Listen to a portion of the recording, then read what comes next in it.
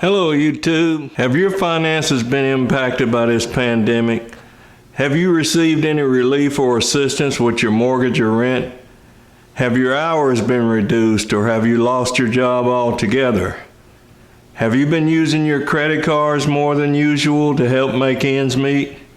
Well, if any of these things apply to you, then I am worried not only about the immediate hardship or stress that you may be experiencing, but also the long-term effects that this pandemic will have on the finances of many individuals and families.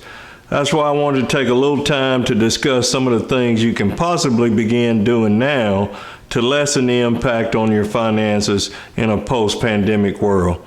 It may be time to step back for a moment and take a big picture view of your situation in order to plan your strategy for life after Corona. So if you're interested, stick around as we explore some of these situations and strategies together. I'll be right back, so don't go anywhere.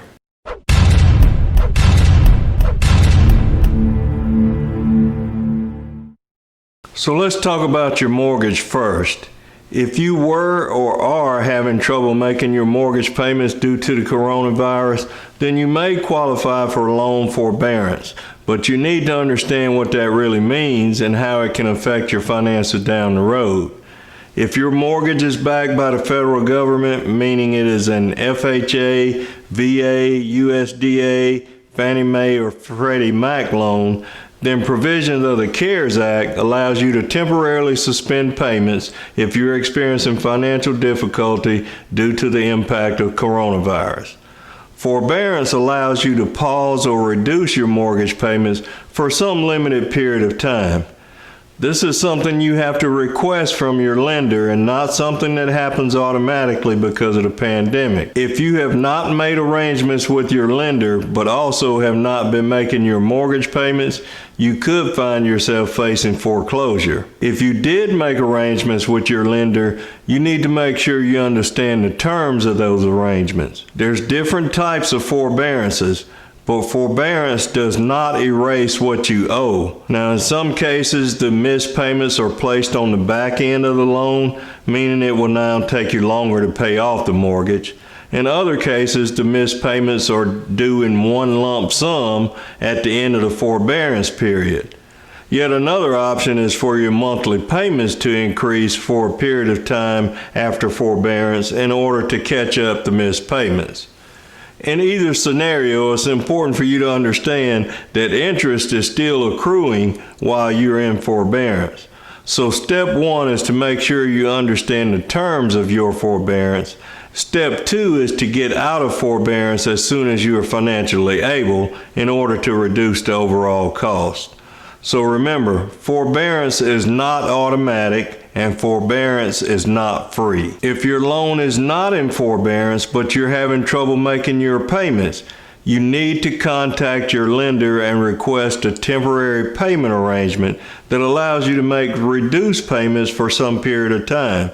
This is essentially the same thing as forbearance, but be sure to request that your payments not be reported as being late because this could have a big negative impact on your credit score. Now, government-backed loans that are in forbearance as part of the CARES Act should not be reporting your payments as late, but non-government-backed loans are not under the same obligation.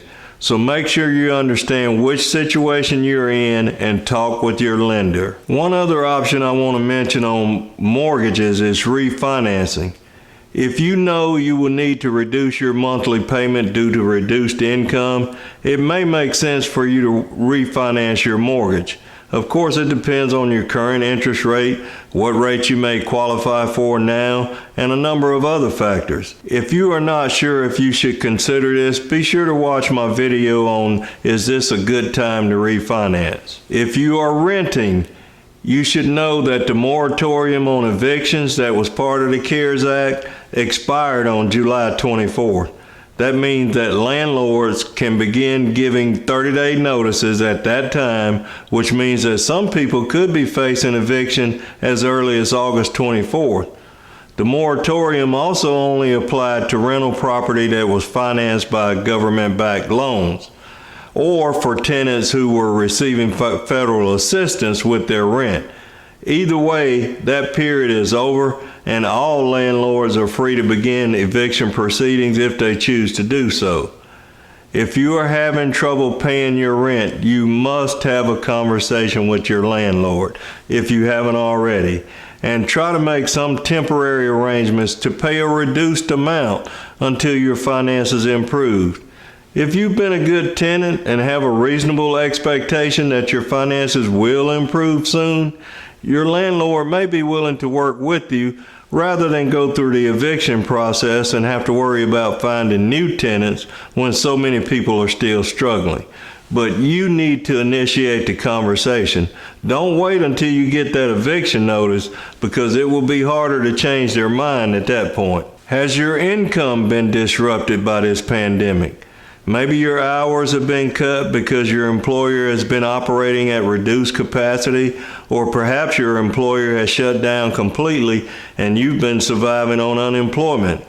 Or maybe you've continued to work but have seen your expenses go up because you have kids who have not been able to go to school and you've had to make arrangements for their care while you work.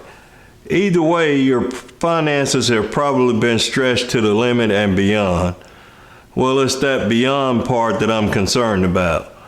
Whether your expenses have grown while your income stayed the same, or your income was reduced while your expenses stayed the same, or what some people will be facing is increased expenses and reduced income. Either way, what I'm fearful of here is people will start to lean on credit cards to help bridge the gap. The expanded unemployment benefits ended at the end of July, and Congress has yet to agree on any type of extension. The danger in racking up credit card debt, other than the obvious high interest that you will be paying on that debt, is that you will hurt yourself in two other ways. First, it could have an immediate negative impact on your credit score.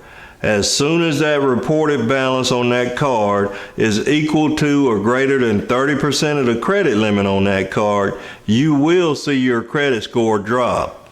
That lower credit score could end up hurting you in a lot of ways. One of the things that I'm concerned about is that prior to the pandemic, people were starting to buy homes instead of renting. In fact, in some cases, the only thing slowing down that purchase was the lack of available properties. So if you were planning to purchase prior to the pandemic and now your finances have been shaken up, and on top of that, you're now racking up credit card debt and negatively impacting your credit score, I'm just afraid that when things do get better as far as the virus is concerned, a lot of people will find out that they no longer qualify for a mortgage. Or if they do, they will end up paying a higher rate due to their reduced credit score. It is vitally important that you do everything you can to manage both your debt and your credit score during this crisis. If you don't, you will be paying for it long after there's a vaccine. If you have to use your credit cards, try to keep your balances under 30% of your credit limit. And if you can't pay the balance in full, at least make sure that you are making your payments on time every month. Also, develop a plan now for how you're going to pay off this debt. If you don't rack up too much debt and you're able to maintain or improve your credit score, you may qualify for a 0% introductory rate on a new card. That way, when your situation improves, you may be able to transfer your balances to a new card and pay off that debt in 12 to 18 months and save a lot on interest. If you need help managing your debt, check out my video on debt freedom. One positive thing that has come out of this pandemic is that some people have discovered talents that they didn't know they had, and some have even been able to create a source of income from that newfound talent. Now, it may only be a small amount of temporary supplemental income, but you may be able to scale that up into something larger and more sustainable. For instance, a lot of people started making and selling masks. Now, eventually we won't need these masks anymore, at least I hope we won't, but you may be able to use those sewing skills to make other marketable items like clothing or fashionable accessories. While your kids were out of school and you had to help them with their distance learning, You may have also discovered that you make a pretty good tutor. Is that something you could do on a larger scale to generate more income? I love the spirit of entrepreneurship, and if you have talents that you can use to make money, you should really watch my video on entrepreneurship and do it right so that you can take advantage of all the tax breaks and other benefits that come along with being your own boss. Now, this pandemic has already had a lasting impact on all of us. As we continue to claw our way out of this, I want you to start putting your plans into action now so that you can reduce or eliminate some of the negative financial impacts later. We've all seen a change in people's behavior, and it hasn't always been pretty. We've also had to make changes in our own behaviors in order to keep ourselves and our families safe. In order to come out of this thing in decent shape, we will likely need to change our financial behaviors as well. And like I always say, change your behaviors and you can change your life. So until next time, behave well.